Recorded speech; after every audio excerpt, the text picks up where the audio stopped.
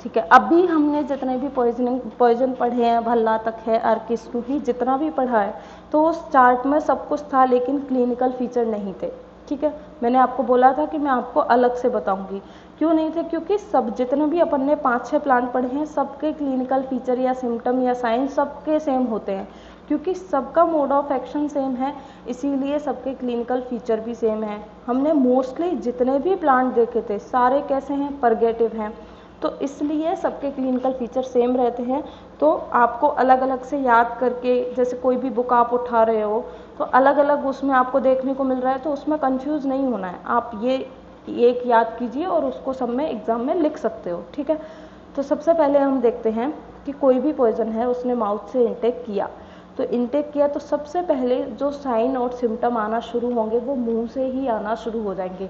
Intake करते ही उसको sign symptom जैसे जो है हम देखने को मिल सकता है, माउथ हो गया, थ्रोट हो गया, या फिर हम अलग अलग की बात करें कि जीआईटी पे क्या सिम्टम देखने को मिल रहा है, हार्ट पे क्या देखने को मिल रहा है, लंग्स पे क्या देखने को मिल रहा है, तो वो भी उस तरीके से भी आप देख सकते हो।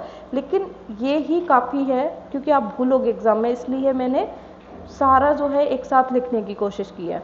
तो सबसे पहले क्या देखने को मिलेगा? Burning sensation in mouth. जैसे ही उसने इंटेक किया तो माउथ में क्या है? दाह होने लग जाएगा। अगर हम आयुर्वेद की बात करें तो वो क्या बोलेंगे? उसको दाह हो रहा है उष्ण गुण के कारण।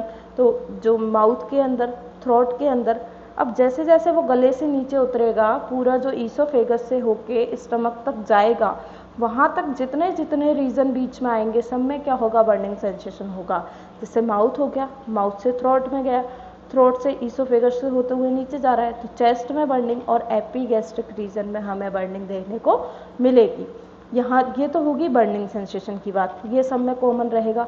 फिर उसके बाद क्या होगा? Excessive salivation. सलाइवेशन इसमें बहुत ज़्यादा बढ़ जाएगा, और सलाइवेशन ज़्यादा होने की वजह से, जैसे आप लोगों को पता भी होगा, जब भी कभी भी वॉमिटिंग आने वाली होती है या फिर नोजिया की कंडीशन रहती है तो अपने आप सलाइवेशन बढ़ जाता है। या फिर मैं उल्टा बोलूं कि सलाइवेशन ज़्यादा हो रहा है इसलिए उस पर्सन को नोजिया और वॉमिटिंग भी देखने को मिलेंगी। दोनों ही बातें बोल सकते हो, चाहे इस तरीके से बोलो कि सलाइवेशन ज़्यादा हो रहा है तो नोजिया वॉमिटिंग होगा, या वॉमिटिंग से पहले उसको सलाइवेशन ज़्यादा होगा।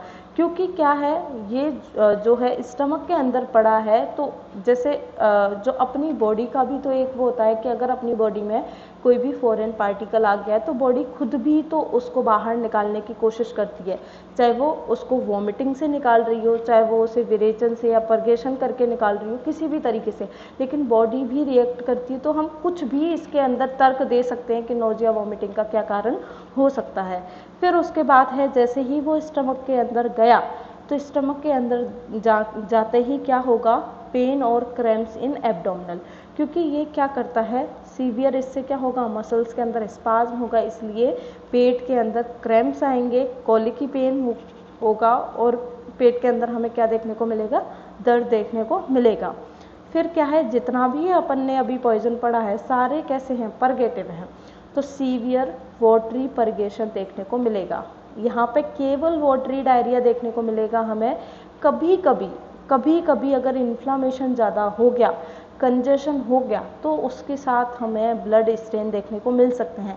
लेकिन जो इसकी एक्यूट फेज होगी, एक्यूट फेज में केवल हमें वॉटरी परगेशन ही देखने को मिलेगा, ब्लड सस्टेन्स देखने को नहीं मिलेंगे। वो कब देखने को मिलेंगे? जब सीवियर हो जाएगा, तब क्या होगा? उसके साथ ब्लड और म्यूकस बाहर आ सकता है।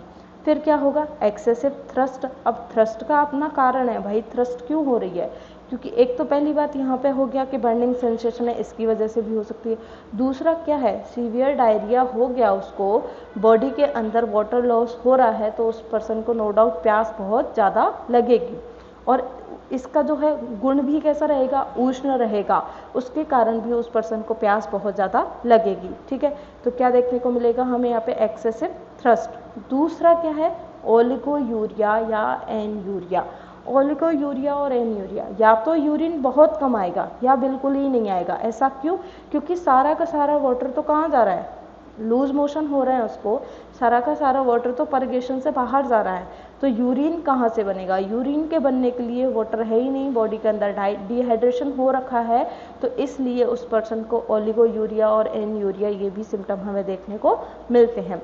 तो ये तो रहे उसके इंटरनल। दूसरा अगर हम स्किन पर बात करते हैं तो ये तो हम वहाँ भी पढ़ के आ चुके हैं कि अगर कोई भी पॉइजन है वो स्किन के कांटेक्ट में आ गया तो स्किन का इरप्शन कर देगा, क्या हो जाएगी, स्किन में ईचिंग होगी, कांटेक्ट में आएगा तो ईचिंग होगी और इन्फ्लाम्ड वेसिकल स्किन पर बन सकते हैं। तो ये भी सबके लिए क्या रहेगा, कॉमन रहेगा, चाहे वो भल्ला तक हो, एरंड हो, कुछ भी हो, तो ये भी क्या रहेगा उसके लिए कॉमन रहेगा।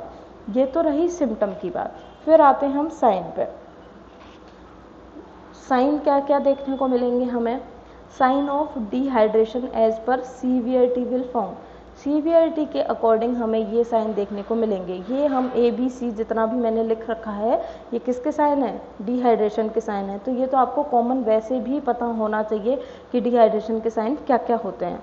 तो देखो, सबसे पहले हम डिहाइड्रेशन को कैसे पता लगा सकते हैं? टंग को देख करके हम डिहाइड्रेशन का पता लगा सकते हैं। उस पर्सन को मुंह खोलने को कहेंगे, उसकी टंग देखेंगे तो टंग उसकी कैसी मिलेगी? ड्राई देखने को मिलेगी। स्किन टर्गर लॉस, उसकी स्किन के जो इलास्टिसिटी है, उसका जो टर्गर है वो भी लॉस, उसका भी क्या हो जाएगा? लॉस हो जाएगा। आई उसकी देखेंगे, आँखों को जब देखेंगे तो जो भी डिहाइड्रेशन के पेशेंट होते हैं उसकी आंखें श्रंकन, अंदर की तरफ धसी हुई दिखाई देती हैं, श्रंकन दिखाई देंगी। और एंटीरियर जो फोंटेली जो स्कल के ऊपर होगी वो हमें डिप्रेस देखने को मिलेगी। तो ये साइन डिहाइड्रेशन के हम बाहर से एग्जामिन कर सकते हैं।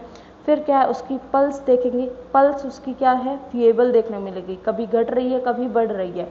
और क्या देखने को मिलेगा? टैकीकार्डिया, हार्ट रेट बढ़ी हुई मिलेगी, क्योंकि हार्ट जो है कोशिश करेगा ज़्यादा से ज़्यादा ब्लड पंप करने की, जिससे वो जो भी सर्कुलेशन का जो भी लॉस हो रखा है, जो भी ऑर्गन को नहीं मिल रहा है उसको कंपनसेट कर सके। ठीक है, और क्या देखने को मिलेगा? हाइपोटेंशन। अब यहाँ पे हाइपोटेंशन, जैसे हार्ट रेट उसकी बढ़ी हुई है तो हाइपोटेंशन देखने को जनरली नहीं मिलना चाहिए था, लेकिन उसका ब्लड वॉल्यूम, वाटर का लॉस उसके अंदर हो चुका है, ब्लड वॉल्यूम नहीं है, ब्लड वॉल्यूम लो है, इसलिए उस पर्सन का जो बीपी है वो हमें कम देखने को मिलेगा, हाइपोटेंशन की कंडीशन देखने को मिलेगी।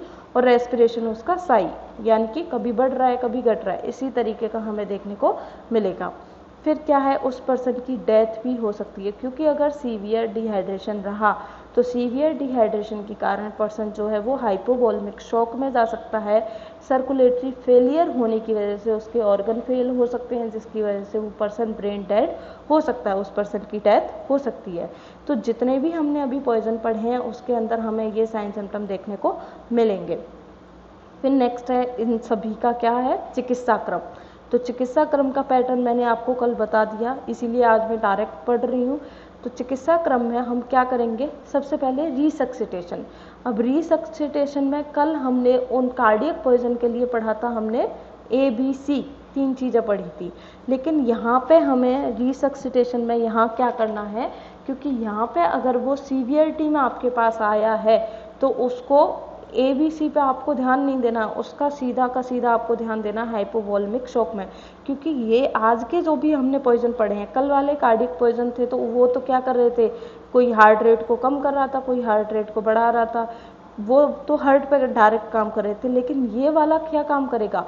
ये जो जितने भी पॉइजन हमने आज पढ़े हैं वो तो क्या कर रहे हैं, वो सीवियर डिहाइड्रेशन कर रहे हैं। डिहाइड्रेशन के कारण उस पर्सन को हाइपोवोलेमिक शॉक की कंडीशन हो सकती है, तो हमें पहले उसको ट्रीट करना है, ना कि हम पहले उसका एयरवे और ब्रीदिंग सर्कुलेशन इनको मेंटेन करने बैठेंगे। ठीक है, तो यहाँ पे आपको रिसक्सिटेशन का जो है वो समझ में आना चाहिए कि यहाँ पे हम हाइपोवोलेमिक शॉक को ट्रीट करने के लिए क्या करेंगे, उस पर्सन को IV देंगे, DNS देंगे, उसके अंदर हम डोपामिन का इंजेक्शन लगाएंगे। तो केवल आप डोज नहीं आपको याद रहती है तो कोई लोड नहीं है, केवल आपको ये याद रखना है कि हम उसको DNS देंगे और उसके अंदर हम डोपामिन इंजेक्ट कर देंगे। फिर क्या करेंगे, हम जो अनएब्जॉर्ब है उसको बाहर निकालेंगे। तो उसकी भी वही कल की तरह 2 कंडीशन है कि पेशेंट कॉन्शियस है और स्टेबल है, या पेशेंट अनकॉन्शियस है या अनस्टेबल है। तो अगर पेशेंट कॉन्शियस है और स्टेबल है तो हम इंड्यूस्ड एमेसिस करा देंगे, उसको सद्य वमन करा देंगे, और ये सबके लिए सेम ही रहेगा, वो है यष्टि मधु, फांट और लवण मिला के उसको क्या करवा देंगे, हम वमन करा देंगे। अगर पेशेंट जो है वो बेहोश है और उसके वाइटल जो हैं वो अनस्टेबल हैं तो हम उसको गैस्ट्रिक लवाज देंगे KMNO4 सॉल्यूशन से। फिर उसके बाद नेक्स्ट है रिमूवल ऑफ एब्जॉर्ब्ड पॉइजन। जो भी एब्जॉर्ब हो चुका है उसको हम क्या करेंगे, विष संचित ना होने से यह क्रिया आवश्यक नहीं है। तो इसमें क्या है, जितने भी वो सीड की फॉर्म में यूज़ करता है जो इरिटेंट पॉइजन है, तो इसमें क्या है वो एक्यूमुलेट अगर ब्लड के अंदर, यहाँ पे डायरेक्ट लिख दिया है कि अगर नहीं बॉडी के अंदर एब्जॉर्ब हुआ है तो कोई आवश्यकता नहीं है, लेकिन अगर एब्जॉर्ब हो चुका है तो आप वही कल वाला पॉइंट यहाँ पे ऐड कर दीजिएगा। वो क्या है, हम उसको फोर्स डायूरेटिक हम उसको दे देंगे। लेकिन यहाँ पे डायूरेटिक देने का कोई मतलब है नहीं, क्योंकि उसको डिहाइड्रेशन हो रखा है, तो पहले हमें उसका डिहाइड्रेशन क्योर करना है, उसके बाद हम सारे प्रोसेस आके करेंगे। फिर उसके बाद है यूज़ ऑफ एंटीडोट। तो एंटीडोट जो है मैकेनिकल, तो जैसे मैंने अभी आपको बोला मैकेनिकल वाला सबके लिए सेम रहता है, उसमें वही दो चीज़ का यूज़ करते हैं हम, गोदिग्ध और गोघृत का। और स्पेसिफिक केवल मैंने यहाँ पे एक का ही लिखा है, ये जयपाल का हमने पढ़ा था, धान्याक्षता युक्त। स्पेसिफिक आपको सबका अलग अलग उस टेबल से याद करना पड़ेगा सबका, जैसे उसका चिंचा पत्र और स्वर्ण गैरिक था स्नोही का, और उसके अंदर जो अर्क है उसके अंदर हमने नीली सोरस भी मिला दिया। तो स्पेसिफिक आपको सबका पढ़ना पड़ेगा, लेकिन मैकेनिकल सबका सेम रहेगा। फिर उसके बाद है सिम्टोमेटिक ट्रीटमेंट। सिम्टोमेटिक ट्रीटमेंट में हमने सबसे पहले उसका सिम्टम देखा था burning in mouth, throat, chest और एपिगैस्ट्रिक रीजन। ठीक है, तो उस बर्निंग के लिए हम उसको क्या देंगे, धान्याक हिम देंगे, क्योंकि धान्याक कैसा होता है, शीत होता है, जिसकी वजह से जो दाह है उसमें हमें शांति मिलेगी। फिर उसके बाद और क्या देखा था हमने कि उसको क्या हो रहा था, एब्डोमिनल क्रैम्प आ रहे थे, उसको कॉलिक पेन हो रहा था एब्डोमेन में, तो उसके लिए सिरप देनी है हमें कोलिकॉर्मिन। ये सबके लिए सेम रहेगा, क्योंकि सब में हमने देखा था सब में एब्डोमिनल पेन हो रहा है, सब में बर्निंग हो रही है, तो ये सबके लिए सेम रहेगा। और सबसे मोस्ट इम्पॉर्टेंट सिम्टम सारे पॉइजन का वो था डिहाइड्रेशन। तो डिहाइड्रेशन को क्योर करने के लिए हम क्या देंगे, षडंग पानीय, सबको पता है, सब पढ़ रखे हो षडंग पानीय, मोस्त परपट को क्षीर चंदन उद्दीच्य नाग्रह सबने पढ़ा होगा।